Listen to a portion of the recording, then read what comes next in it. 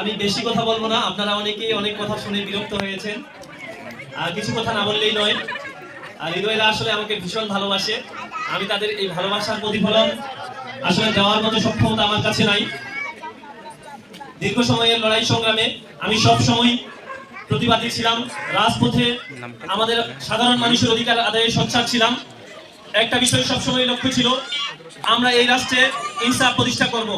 যে ইনসাফ প্রতিষ্ঠার জন্য লড়াই করেছিল আমাদের শহীদ কুমির থেকে শুরু করে ফরায়েজি আন্দোলন থেকে শুরু করে পরিবর্তী বিভিন্ন ধরনের আমাদের পূর্বপুরুষেরা।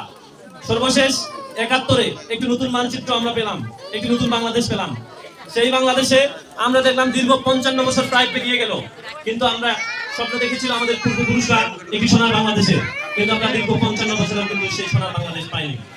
এখনো আমরা যখন রাষ্ট্রের বিরুদ্ধে, অর্থাৎ আমরা সত্যের পক্ষে যদি কথা বলি, সেটা যদি রাষ্ট্র যারা ক্ষমতায় থাকে তাদের বিপক্ষে চলে যায়, তখন আমাদেরকে হয়রানির শিকার হতে হয়। আমরা যদি ইসলামের যে মূল ভিত্তিগুলো, আমরা যদি দাঁড়িয়ে রাখি, আমরা যদি নামাজ পড়ি, তাহলে আমাদেরকে নানা রকম নির্যাতনের শিকার হতে হয়। আমরা দীর্ঘ সময় ধরে এগুলো লক্ষ্য করেছি। সর্বশেষ ২৪-এর আন্দোলনে আমার ভাইয়েরা রক্ত দিয়েছে, আমার ভাইয়েরা আহত হয়েছে এবং অনেক মা তার সন্তানকে হারিয়েছে। আপনারা জানেন আমাদের রংপুরের সেই আবু সাইদের মা চিৎকার করে বলছিল, আমাদের মায়েরা কিন্তু আমাদের সন্তানদের সব থেকে বেশি দেখাশোনা করে, এবং আমাদের মায়েদের একটা স্বপ্ন থাকে, আমাদের সন্তানেরা দুধে ভাতে থাকবে, আমাদের সন্তানরা পড়ালেখা করে মানুষের মতো মানুষ হবে, ছোট একটা চাকরি করবে, যাতে বৃদ্ধকালে আমাদেরকেও একটু দেখে। এই স্বপ্ন নিয়েই তো আমরা আমাদের সন্তানদেরকে লেখাপড়া করাই। সেই মা চিৎকার করে সেদিন লাশের সামনে বলেছিল, চাকরি দিব না, না দে আমার বেটাক মারিল কেন। যেই গুলি দিয়ে আমাদেরকে হত্যা করা হয়েছিল, সেই বুলেটগুলো কিন্তু আপনারা যে 10 টাকা দামের একটা চিপস কিনেন, সেখানে কিন্তু একটা ভ্যাট দেওয়া হয়, সেই ভ্যাটের বিনিময়ে তারা কিন্তু বেতন পায়। এই বুলেট কিনে, সেই বুলেট দিয়ে কিন্তু আমাদের সন্তানদেরকে হত্যা করা হয়। আমরা ধিক্কার জানাই এমন শোষণমূলক রাষ্ট্রের। আমাদের পূর্বপুরুষরা যেভাবে লড়াই করেছিল, আমাদের ২৪-এর ভাইয়েরা যেভাবে লড়াই করেছিল, আমরা যেভাবে রাজপথে ছিলাম, আমরা নতুন একটি যাত্রা শুরু করেছি। যেই যাত্রায় আর কোনো মায়ের কল যাতে খালি না হয়।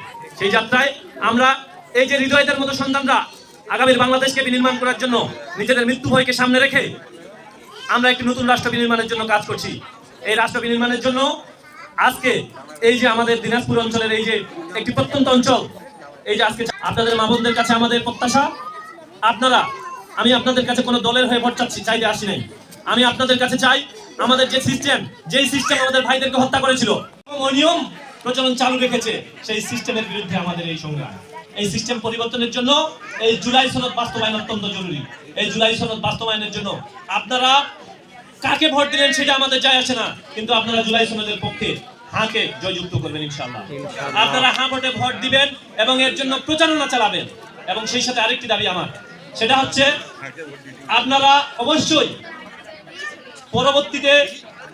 পূর্ববর্তী সময়ে আপনারা দেখেছেন যে টাকার বিনিময়ে, চায়ের বিনিময়ে বা ভোটের আগের দিন 50 টাকা বা 100 টাকার বিনিময়ে আপনার ভোটটা যে দলেরই প্রার্থী হোক সেই দলকে আপনারা ভোট দিবেন। তবে অবশ্যই সিস্টেমের পরিবর্তনের জন্য হাঁকে জয়যুক্ত করবেন। সেই সাথে আমরা চাই আপনারা এই যে আপনাদের ছেলে, সে হৃদয় আমাকে বারবার বলে এলাকার এই ড্রেনটা ময়লা দিয়ে ঢেকে গেছে, এই ড্রেনটাতে কিভাবে উপরে স্ল্যাব দেওয়া যায় এবং এই রাস্তাগুলো ক্লিয়ার করা যায়, এবং আপনাদের মসজিদে নাকি এলাকায় এখনো কাজ বাকি আছে, এই মসজিদে কিভাবে কাজ করা যায় বারবার কিন্তু হৃদয় বলেছে।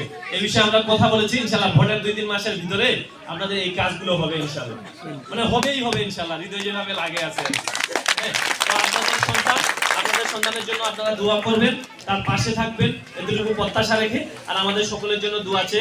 আমি সংক্ষিপ্ত বক্তব্য শেষ করছি। সেই সাথে আজকের প্রোগ্রামের এ পর্যায়ে মুনাজাতের মাধ্যমে সমাপ্ত ঘোষণা করার জন্য অনুরোধ করছি।